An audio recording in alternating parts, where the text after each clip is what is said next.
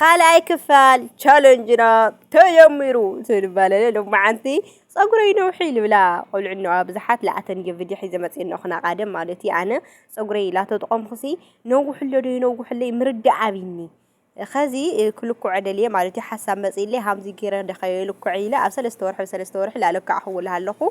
اللي قارص هو فيديو مالتي قدميتو بجمارة قلي قدمي سئلة نورمال اللي علي الكريو مالتينا بدم بغير خنا وز فوتو بطعمي افالا لا يلا في فيديو مالتينا ز فيديو بدم بغير خن تملكتو ايدليه مالتي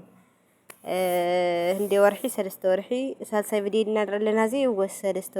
ورحي راينا سلست ورحي زينو زينوا نيشتي بيصاف ذا ريخنا مالس احنا هم دغنا بدم بغير تحغيسه يوزي اوزي ما تحغيسه بقى نو يحنزين ما تحغيسه هم خلاي بقى بدم بغير لك على خوون خسادي له قديته هم اديا نبرت لابنا ما ندزي انه يحقلي له مالتي او زيد له واي بدم بلو توصي بدم بدو توصي مالتي او زي حدي غيو نيره ماسكي متقامسي للدحر اندي وارح موكيريس اللي لكع هو يزي دونغيو راي جنو يحب دم بغيرو نو يحو مالتي ازي خزي نام عز مسيلكن بزوح وعندهم حدا عمت قال حليف وقول له مالتي أخذ جن ملكوا حدي جوي هاملنا وحصل العمل خحدي جوي مالتي عما خل غير الخن اللي فوتو ناب بحرينيا مالتي بزبطات خدان تخرين للخو نو يحب وزي حقين لسلاسي نوري حسر نيرو ملكوا على أي حتى ينيرو مالتي حز زوجي نو تسليم تقول ريخنا زينا حزيو تسليمو لسلي سجلا مالتي إن عين خن مسكرية حلالاتي challenge لي جمر خن challenge مثلا جمرة challenge جمر خن لبرت عيوخ نقاط سلام مالتي لابنا لما عندنا أتينا اسكع مترجع تخاتات لا مالتيو لما عندي أو زخالة خليت موزي فرقعي أو غير يلوه مالت بوش طلع حنتو قاقو حبي أنا تبسات سلالهونا مالتيو تسكيفة مالتي كيروا كاو شنغورت تدعيم اللخو عيرة دمو زنوزين أو عيرة وشت أنكو زانية مالتيو قديتا ناوشت إينا نوزان نخيل بدم بكيرخن زي وشت توصوه مالتي أو زي سخات اللي ترخوه موز تقنيا إخن وقاقو حلو تقنيا إخن شنغورت له تقنيا إخن تاخن لي تقنيا لتخونا عيرة يتقنيا يو أنا بزاور بس كانوا زي سلالله بتاع عيرة ولا تصقم يولو تجورو ادخلا يخن تحت هالخنا وكومنت مالتي وكومنت ندحر لي ملص خدخن لي صراحة خون انت كي تقاريا عيرة لخون يخن دحر هاللي كن فرق عرقو تجورو النكر مالتي بتاع او زين حاز تالن جميرنا يللنا شنغرتي بفصم كقاريو اللي شنغرتي بتعمي صقر لنوح بتعمي يو صقري بقى بتعمي قنجة الجورو بحتصير مالتي او زي تقبر لهم مسيركن سخاتن حانت مان كان نسكافة تقما انا قد نسكافة سلالي ولا بنا فليحة مالتيو بنا عنا نسوتيو بنا نورمال هم عندنا بنا لنا افليحيو سئيل انتو ببنو تأتيو دخوم يبتعمي يدخوم تحس او تلخو جوغري بقى او جوغري يقاري بمسنتر لو علي بقى بጣዕሚ ደሸግረኒ ኣብዚ ቪድዮ ናቃረጽ ገለ ምቻይ ኣብኒ ናፈሰሰን ገለ እዩ ማለት እዩ ጾይ ለከትዮ ላይ ኻልኹ ይበቃ ሃም ጌረ ዋላ ብቱ ነጸላ ለጽፈሉ ነጸላ ልዋዕሊ ያአትየኒ ነካው በጣም ይናደር ጸጉሬት ስንትር ተለخ ስለለረግፍናዩ ቅጥቃጥ ጾይሉ ንሽተይ እና ብቻ በሐጽይሩ ሓደ ማን ካን እስካፍስ ክንግበራ ማለት እዩ ካብ በደንብ ሃምዝ ገርክን ተጥሕኖ ማለት እዩ بدين بطحن تبولني يكن كاو نوسخل ነገር አለዩ ከት خدا ጽድሕነ እስከ መጨረሻ ተከታተላ አውዚ ሰሐነለኒ አውዚ ነጸላለኒ ታነጸላ ሃምዝ ገረ ዝርግ ሐቢለ ቱ ልጣሐን ኸጎ ግዴታ ክጸርር ነው ማለት እዩ ዝኾነ ይኹን ተጥቀባተልኽን ሃምዚ ዓይነት አጽሩሮ ምክንያቱ ኣብ ጸጉር ኻይቀሪ ዋላ ሃምዚ ገረ ኻዮ ኳሉ ዓለሲ አሎ ለቀሪ እቱ ነጸላ ደሪኻ بتعمي بتصبي وتخوين دمو بتعمي جزية وسدك كمالتيو لك تصرر بتعمي يجزية الوسد أنا بركة غيرية بهمزي غير بركة سر الجور هنا تمز حد الوعلسي لزلق أنا يرجو جوجري مالتي حزي جوجري حاسي وقال ريكارد سل الجبر لخي مالتينا بدم بجير خن بزن عاوية أنا طرح عاوية تتقمص خاتن السكا يوي حش كاوزي إن بدم بجير خن مستصرر خن عاوزي تجبر له مسيل كن أنا زيت مالتيو ناج أجري زيتي تودي كحزي حمزة عين الزيت سل معنا غرون فدلو رزمرلو زبنا يابزيلا لا أحرر له زبنا أي مالتي نسكاف سلالي بدنا كاو دمو ጨኑ ቆንጆ ስለልኾነ ግዴታ ክትጥቀሞ ስለለለኒ ብቻ ግን ኣብ ሃምዚ ብጣዕሚ ይለሸግረኒ ካሜራ ገለ ስለ ሒዘ ላቀረጽኩ ገለ ላኾን ኸይምበይ ያውሉ ወይኔ ተኸንተልካ ዋላ እንትናይ አንድ خلای شجرك ብቻ ካሜራ ሒዝካ ሓደ ኢድካ ብሓደ ኢድካ መስራሕ ብጣዕሚ ከቢድ እዩ ካውዚ በደንብ ጌርካ እንትሕብሮ ማለት ስኻትን ለለክን ፈሳስ ቅብኣት እንድሕር ለይብልክን ና ወይራ ዘይት ትጥቀማት ከላይኽን ማለት እዩ ይኸው ፀጉረይ ምሳኻትን ብልተሓፀውኽዎ ብቃድማይ ብድሕሪኡ ኣይተሓፀውኺ ብድሕሪኡ ምንም ነገር ኣይትጥቀምኹ ጥራሕ ቅብኣት ገይረሉ ነይረ ሓደ ግዜ ካብኡ ፈቲሓ የቕመጥኽዎ ይኹሉ ግዜ ኣብ 2 ወይ 3 ወይ ቁጥጥር ኣብ 4 እየልጉንጉኖ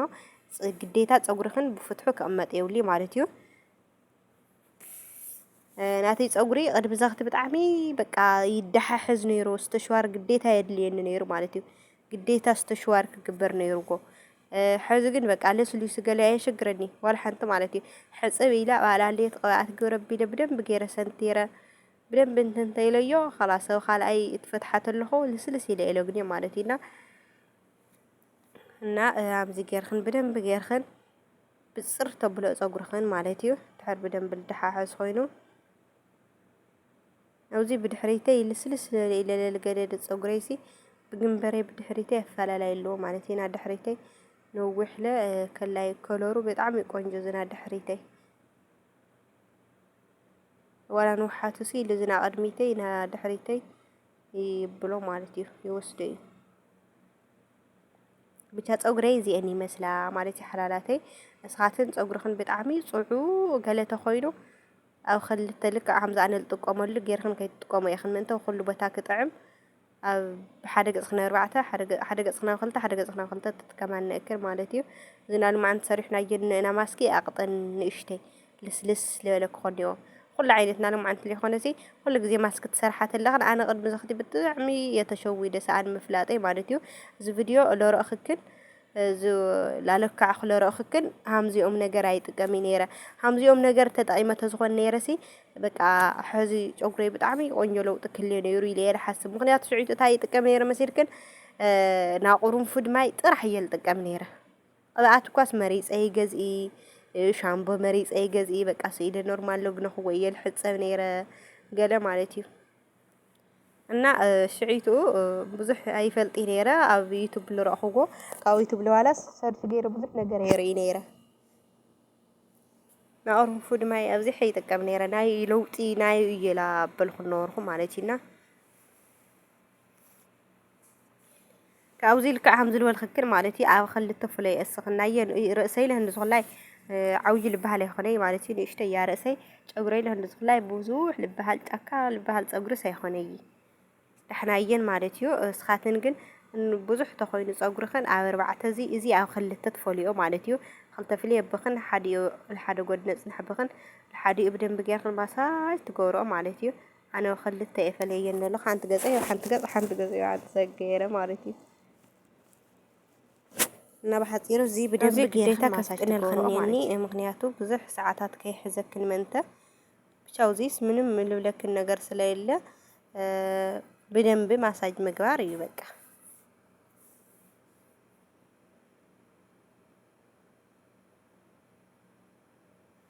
ብዙሕ ግዜ ልወስደን ነው እዚ ሃምዚ ቪድዮ ትሪኦ ገለስ ያኾነይ ብሓደ ግዜ ውድእ ልብል ብዙሕ ግዜ ያልጸንሕ እንድሕር ለዞም ቆልዑ ይርቡሽኒ እንድሕር ብደገ ዝፅውዕኒ ሰብ የለ ኮይኑ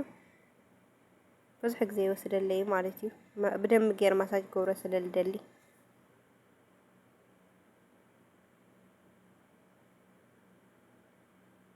በደንብ ቆዱ ምሰጽገው ሆኖ ላው ጫፉ ደግሞ በደንብ ጌርካን ትንትብሎ ማለት ይሐላላተይ ያው ሓደ ገጸይ ደግሞ ምንም ከይፈለኸ ሓደ ኖርማሊ ደሕናይ ከም ዝልበልክን ብዙሕ እንድዝኽላይ ብዙሕ በሃል ስለለ ይኹንና ተይ ፀጉሪ በደንብ ሃምዚያ ጌርክን ሃምዚ ትገብረአን ማለት እዩ ረአየን ካብኡ መጨረሹ እዚአን